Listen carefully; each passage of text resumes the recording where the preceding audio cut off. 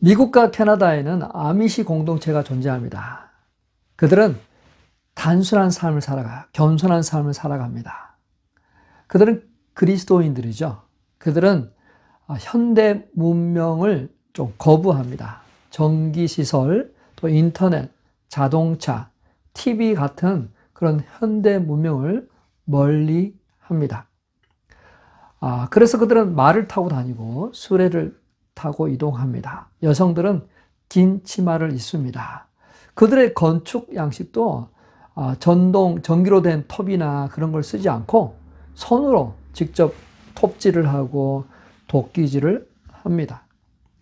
못 없이 나무를 맞춰서 쇠기를 고정해서 나무와 나무가 연결하도록 합니다. 시간이 좀 오래 걸리지만 또 그것도 하나의 공동체를 세우는 그런 과정이라고 생각하고 함께 일을 합니다. 자, 아미시 공동체를 이야기하고자 한 것은 무엇이냐면 노아의 방주가 지금 미국 켄터키주 윌리엄스타운에 실제 크기로 지어져 있습니다. 그때 이 노아의 방주를 제작했는데 그때 1000명의 인원들이 동원됐어요. 근데 그 중에서도 아미시 사람들이 굉장히 많이 동원됐습니다. 왜? 그들은 현대적인 어떤 그런 건축법이 아니라 아주 옛날 방식을 갖고 있었기 때문에 그들이 이 일에 적임자였습니다. 그들은 신앙을 가지고 있었기 때문에 하나님이 지으시라고 하는 그 노아의 방주를 잘 지을 수가 있었던 것이죠. 자, 노아의 방주. 오늘은 제목이 노아 방주의 문입니다. 세상은 물 심판을 받을 정도로 심각했습니다. 본래 하나님이 창조하신 세상은 보기에 참 좋았어요. 하나님은 보기에 참 좋았다고 계속 말씀하셨습니다. 6번이나 하셨고요. 마지막 날에는 심히 좋다, 너무 좋다 하셨습니다. 그것보다 더 좋을 수가 없었죠. 근데요, 첫사람 아담이 죄를 범하고 나서 죄가 들어오고 가시덤불을 내고 사람이 수고하고 노동을 해야만, 관리를 해야만 됐어요. 사람들의 마음은 점점 더 타락하고 변해가기 시작했습니다. 자, 창세기 6장 5절에서 8절입니다. 같이 한번 읽어볼까요? 주님께서는 사람의 죄악이 세상에 가득 차고 마음에 생각하는 모든 계획이 언제나 악한 것뿐임을 보시고서 땅에 사람 지으셨음을 후회하시며 마음 아파하셨다. 주님께서는 탄식하셨다. 예, 주님께서 아파하셨다. 그런 표현을 우리 인간의 언어로 지금 표현하고 있어요. 내가 창조한 세상은 본래 그런 모습이 아니었는데 너무나도 타락하고 썩어 있는 그 세상 때문에 하나님께서는 그 모든 것을 심판하시겠다. 하나님이 보시기에 좋은 그 세상을 다시 회복시키기 위해서 물 심판을 내리시겠다고 하셨어요. 그래서 모든 살과 피를 지닌 사람들은 다 전멸하게 될 것입니다. 자, 근데 하나님이 나름 부분적인 그러한 고침과 어떤 것을 통해서 하려고 했지만 회복 불가능한 상태였던 거죠. 너무나도 썩어서 전면 손으로 봐야 됩니다. 자, 시카고 이야기를 한번 해볼까요? 시카고 1950년대에 도시 빈곤층에게 안정된 주거 환경을 제공하려고 했습니다. 15,000명의 이상이 들어갈 수 있는 그러한 단지를 조성하려고 했어요. 선한 의도로 했습니다. 근데 예산이 삭감되고 또 공사하는 사람들이 싸구려 자재를 사용했습니다. 그렇다 보니까 완성된 그것은 문제가 계속해서 일어나는 거예요.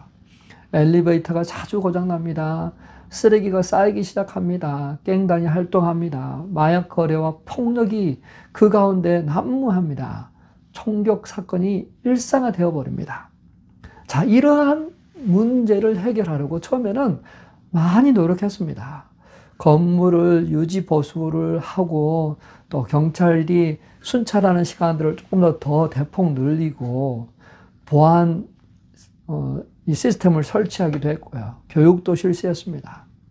그러나 이러한 모든 그런 부분적인 노력들이 아무 쓸모가 없었어요. 그래서 결국 어떻게 되냐면 결국 좀 시간을 좀 걸렸지만 폭파 철거를 했어요. 완전히 쓸어버리고 더 나은 커뮤니티로 만들게 되었습니다.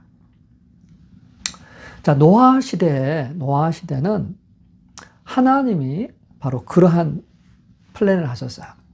홍수로 완전히 쓸어버리고 새롭게 시작하길 원했습니다. 그런데요, 심각한 건 뭐냐면 하나님의 그런 계획들이 진행되고 있는데 세상 사람들은 먹고 마시고 무관심했습니다. 불법을 행했습니다. 무법천지의 삶을 살았어요.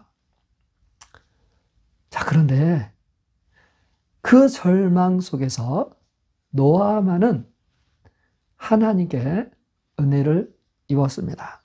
창세기 6장 8절 9절입니다. 그러나 노아만은 주님께 은혜를 입었다. 노아의 역사는 이러하다. 노아는 그 당대에 의롭고 흠이 없는 사람이었다. 노아는 하나님과 동행하는 사람이었다. 자, 여기서 노아가 의인이다, 완전한 자라고 이렇게 부르잖아요. 그렇다고 그가 의인이고 완전했다는 건 아닙니다. 이 말은 상대적인 평가예요. 당시 그 시대에 사람들의 마음이 항상 악하고 땅이 부패와 폭력이 가득했죠. 근데 그 사람들에 비하면 노아는 완전하고 의인이라고 볼 수 있었던 거죠. 그러나 노아가 그렇게 불릴 수 있었던 것은 그가 하나님과 동행했다라고 하고 있어요. 노아가 하나님의 뜻을 따라 살려고 지속적으로 노력하고 나아갔어요. 같은 방향을 향해 나아갔어요. 그 타락한 세대에서 그들과 어울리지 않고 노아는 하나님의 기준에 충실한 삶을 살아가려고 노력했어요. 그는 도덕적으로 의로운 사람이 아닙니다. 완벽한 사람이 아닙니다. 근데 하나님의 은혜를 입었어요. 이게 참 중요한 것 같아요. 하나님의 은혜를 입어야 돼요. 이 노아의 모습은 오늘 우리에게도 도전합니다. 세상이 썩었고 세상이 타락했어도 하나님을 향해서 나아오는 자, 하나님과 동행하는 자, 하나님의 뜻에 합한 그런 삶을 살아가고 하는 자에게 하나님께서 은혜를 주시죠. 바로 그런 자가 바로 예배자죠. 예배자. 예배하는 자. 그 세대를 본받지 않고 하나님의 뜻을 분별하는 예배하는 자. 그러한 자에게 은혜를 주실 줄 믿습니다. 그러한 노아가 은혜를 입었더라. 저 우리 성도님들도 그런 은혜를 입는 그러한 복을 받으시길 바랍니다. 우리는 이미 예수 그리스도를 믿음을 통해서 은혜를 받은 자입니다. 믿으십니까? 아멘. 예. 하나님이 말씀하신 대로 노아는 방주를 만들었어요. 자, 하나님이 창조하신 완벽한 세상은 인간이 더 나은 세상을 위해서 무엇을 만들지 않아도 되었어요. 그러나 인간이 불순종하고 인간이 어떤 그런 탐욕적인 것을 추구할 때 그 뭔가가 결핍이 느껴지기 시작한 거죠. 죄를 졌어요. 그래서 수치스럽고 부끄러워서 무화과 나무 잎으로 치마를 만들어 입었어요. 죄를 가리기 위한 시도였죠. 근데 이것은 불완전하고 임시적이죠. 나뭇잎은 결코 그렇게 할 수가 없죠. 말라버렸어요. 그들의 죄를 가리지 못했어요. 부끄러움을 가리지 못해요. 자, 근데 인간이 두 번째 창작이 나옵니다. 그것이 바로 노아의 방주였어요. 첫 번째는 무화과 나무 잎으로 치마를 만들었고, 두 번째는 그 어마어마한 방주를 만들게 돼. 이것은 하나님의 심판에서 구원 얻기 위한 작업이에요. 당시 기술로서 어떻게 그렇게 만들어낼 수 있었을까? 정말 하나님은 최고의 건축가, 설계자, 정말 최첨단 그런 것을 하고 있어요. 노아의 방주는 축구장으로 한번 설명해 보면 이해하시기 좋을 것 같아요. 축구장 길이보다 조금 더 깁니다. 그리고 폭은 조금 더 작아요. 길쭉하죠. 그래서 정말 그 배를 만드시는 분들도 정말 아주 딱 좋은 비율, 그렇게 이야기를 하죠. 자, 하나님의 구원을 위한 방주 만들기 시작합니다. 방주는 단순한 배가 아니에요. 하나님의 무서운 심판에서 구원받는 방주입니다.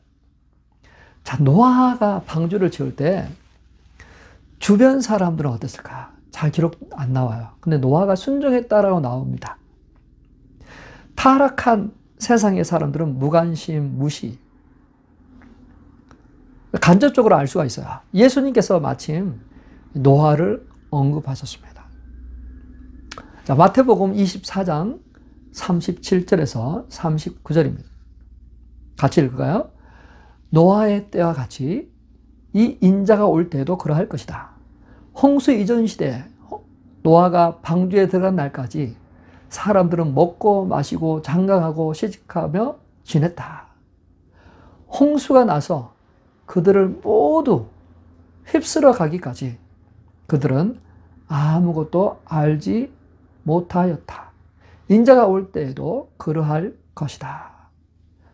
사람들은 노아의 경고를 무시하고 평상시대로 먹고 마시는데 몰두했습니다.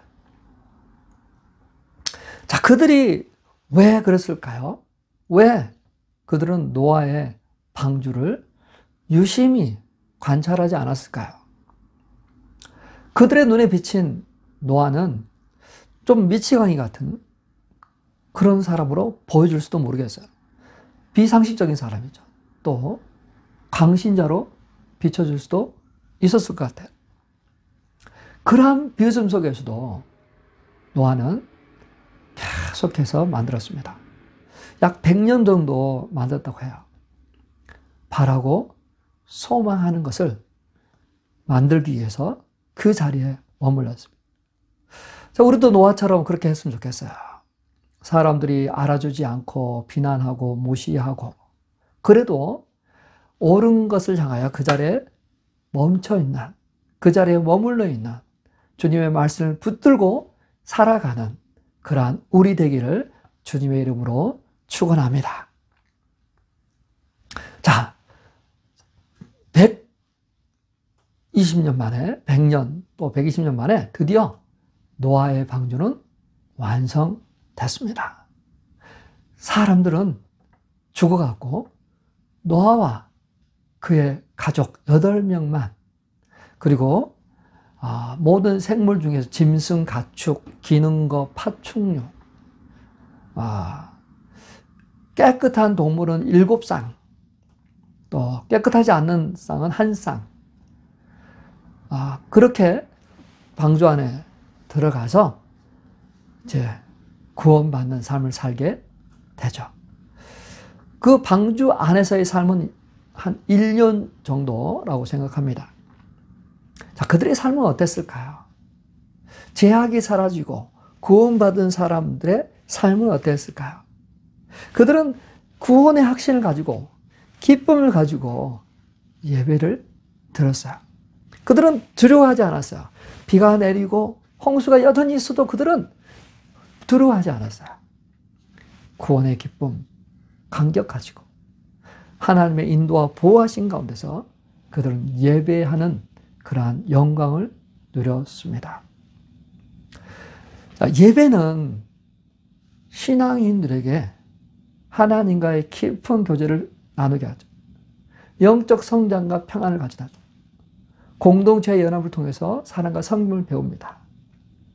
말씀과 찬양으로 믿음을 강화시킵니다. 삶의 목적, 소망을 붙잡게 됩니다. 그리고 일상생활 속에서 하나님의 인도하심을 경험하게 되죠. 자, 근데 한번 보죠. 그 노아의 방주에서 예배드리고 구원의 감격, 기쁨을 이뤘지만 또 무엇을 했을까요? 동시에 새로운 책임과 사명을 깨달았습니다. 구원은 끝이 아닙니다. 새로운 시작이죠. 그들은 방주 안에서 생명을 돌보고 보존하는 하나님의 창조 질서를 회복하는 노동을 했습니다. 오늘날 우리가 하나님의 부르심에 순종하고 섬기는 모습과 같습니다. 예배는 노동이 포함되어 있어요. 노동이에요. 매일 노동을 통해서 우리는 하나님의 기뻐하신 일을 합니다. 자, 노아 가족은 1년간 동물들과 함께 생활하면서 그 동물들을 먹이고 돌보았어요. 얼마나 힘들었을까요? 한번 상상을 해볼까요? 우리가 크루즈선을 탔어요. 마침 노아의 방주처럼 사이즈가 그 정도 됩니다. 또 3층, 4층 그 덱으로 되어 있습니다. 많은 승무원들이 있고 또 승객들이 있습니다. 자, 그러면 그 배를 움직이고 또 살아있는 사람들을 먹이고 섬기려면 몇 명의 인원이 필요할까요? 승객 선원이 몇 명 필요할까요? 선원과 승무원은 약 한 50명 정도가 필요하다 그래요. 50명 정도가 사람들을 섬길 수 있습니다. 그런데 노아의 방주는 거기 안에 그냥 16,000마리의 그런 살아있는 생물이 있고, 근데 그 동물들을 먹여야 되잖아요. 물을 줘야 되잖아요. 또 배수 시설 같은 거를 또 해야 되잖아요. 그러니까 가만히 생각해 보면 노아하고 노아의 세 아들 그리고 며느리들 정말 하루하루 노동을 많이 했을 것 같아요. 노동을 했습니다. 그들은 예배만 드린 게 아니에요. 한번 생각해 보세요. 자, 7쌍들이 왔어요. 7쌍의 동물, 암컷, 수컷이 들어왔어요. 자, 그곳에서 새끼가 태어나요. 새끼. 그들을 먹이고 입히고 돌보는 일들을 그들은 했습니다. 그 많은 동물들, 어떻게 그 물을 공급했을까? 그 물을 어떻게 저장했을까? 어떻게 그 물을 모든 그 동물들에게 줬을까? 상상이 되십니까? 밖에서 들고 갈 수가 없잖아요. 그러한 충분한 그 수도 시설을 또 그리고 자연 채광이 들어오도록 하는 그러한 놀라운 일들을 그 시대 아주 최첨단의 그러한 시설로 그러니까 시간이 참 많이 필요했죠. 그죠? 120년 필요했을 것 같아요. 힘든 노동이지만, 피곤했지만, 근데 거기서도 주신 기쁨이 있었을 거야. 새끼들이 태어나고 그 동물들의 그 라이프를 보면서 하나님이 어찌도 이렇게 예쁘게 참 해놨을까. 그걸 통해서 얻은 기쁨이 너무 클 것 같아. 그 새끼들이 태어나서 막 쪼랑쪼랑 따라오고 같이 있고 하는 마치 이 천국에 같지 않겠어요? 서로 무서워하지 않고 돌봐주면서 아담이 그 동물들의 이름을 지어준 것처럼 노아의 식구들은 그 동물들의 이름을 지어주면서 함께하는 그러한 놀라운 시간. 특별히 그 아담의 그 며느리들은 그 조그만 그 동물들을 안고 얼마나 기뻤을까요? 그리고 새들이 지저귀자 아름다운 오케스트라 사운드를 만들어 예배의 기쁨과 감격. 그들도 알지 않았을까요? 그들이 구원받았구나. 하나님이 놀라운 일을 하셨구나. 지지배배 그렇게 막 노래하지 않았을까요? 하나님의 기쁨을 사람들과 온 동물들이 함께 예배드리는 그 모습. 그러한 삶이었겠죠. 자, 여기서 제가 말씀하고자 하는 것은 뭐냐면 그들이 단순히 구별되어서 그냥 예배만 드렸다가 아니라 노동을 했다는 거예요. 노동. 하나님이 만드신 그 작품들을 섬겼다는 거예요.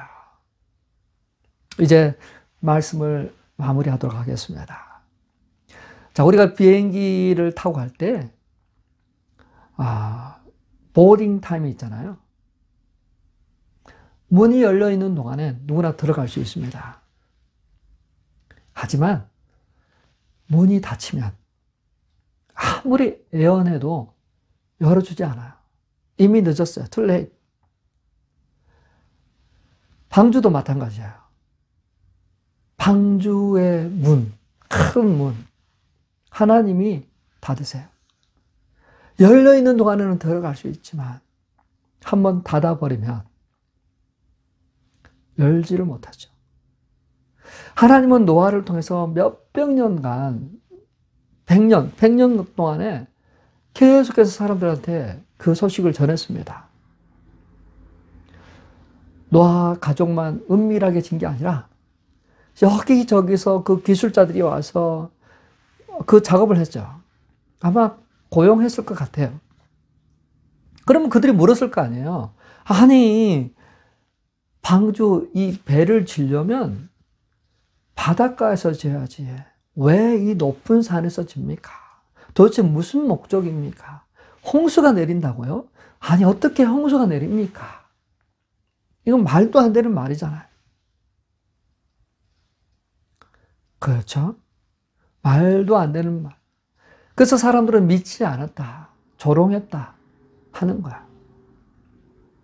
하나님의 심판이 있을 거라고 그렇게 멈칫 소리를 내고 해도 사람들은 도무지 믿지 않았어요. 믿으려고 하지도 않았어요. 하나님이 그 문을 닫으세요.